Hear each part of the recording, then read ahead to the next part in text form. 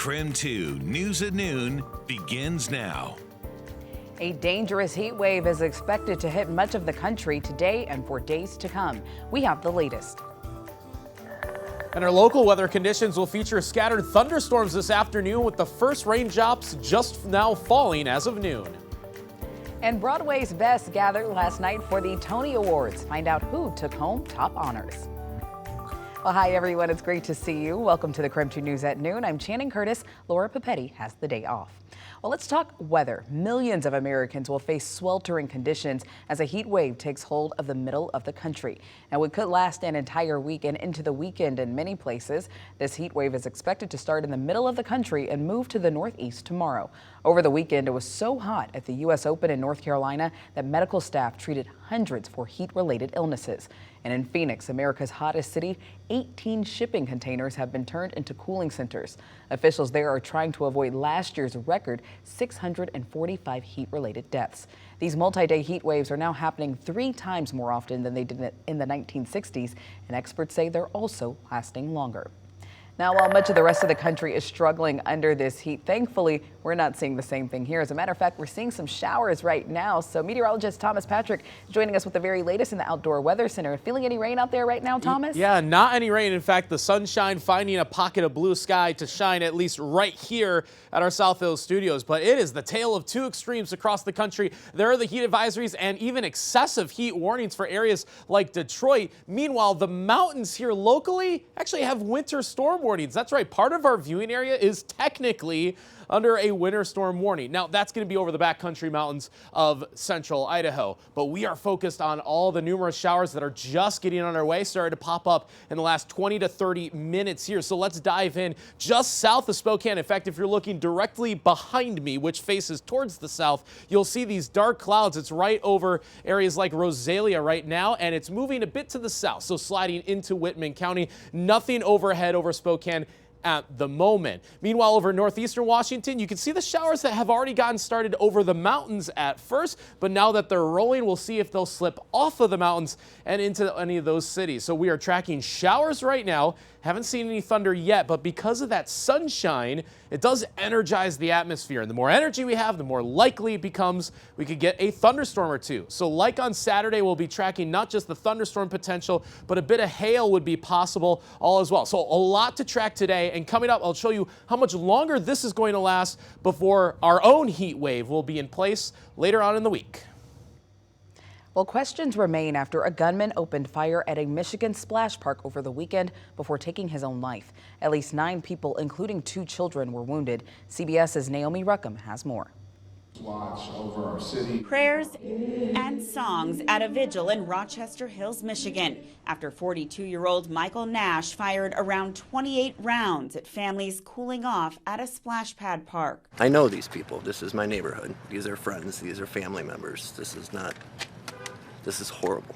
At least 9 people were wounded, including a husband and wife who were struck 7 times. Friends say they were injured while shielding their young children. The shooting also left a woman and her 2 children in critical condition. Everything we know about this event is that it was incredibly random. Police say after the shooting, the suspect walked calmly back to his car and drove to his home less than a mile away.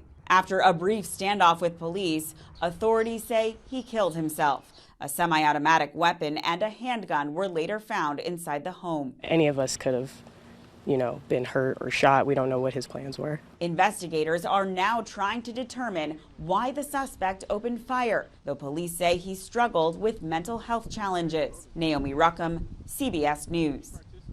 The tragic shooting in the Detroit suburb was one of several over the weekend.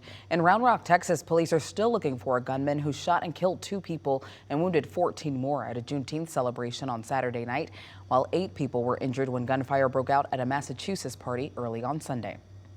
In the meantime, the Coeur d'Alene Police Department wants an emergency declaration issued after a fire destroyed millions of dollars in police vehicles and gear. Their request will now go to the City Council tomorrow night. According to our partners at the Coeur d'Alene Press, the emergency declaration will allow the use of public money to replace the building and equipment that was destroyed in the fire. The fire burned one of the police department's buildings last week. They also lost about 10 vehicles, a SWAT armored unit, e-bikes, and everything associated with its canine program. This afternoon, we are tracking several wildfires burning across the Northwest. Overnight in Chelan County, the Pioneer Fire has grown. It's now more than 3,800 acres. Officials have expanded evacuation orders over the weekend with Level 3 Go Now evacuations in place from Rex Creek to north of Moore Point. There are also Level 2 and Level 1 evacuations still in place at this time. The fire is burning on the north shore of Lake Chelan, about 30 miles from the town of Chelan. In the meantime, in Whitman County, authorities have lowered all evacuations for the Nisqually John fire, which started on Friday. The Northeast Washington Interagency reports this fire burned more than 1,200 acres. They expect the fire to be 100% contained as of last night, but they do say that small pockets of unburned fuel could still ignite, leading to some visible smoke. Well, this afternoon, the Kootenai County Sheriff's Office is asking for your help finding a 62-year-old missing woman named Linda Kent. The Sheriff's Office says that Kent went missing while visiting Old Mission State Park in Cataldo yesterday. Now, Kent was last seen near the boat launch. According to the Sheriff's Office, she's 5'9" with silver hair and was last seen wearing a pink hoodie and green pants. Kent's family says that she does suffer from dementia and may not respond immediately if she's contacted. But anyone with information on where Kent could be, you're asked to please contact the number there at the bottom of your screen.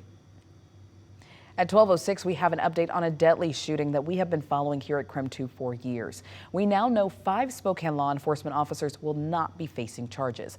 The Spokane County Prosecuting Attorney's Office says 4 Spokane police officers and 1 Spokane County Sheriff's detective were involved in a 2022 shooting.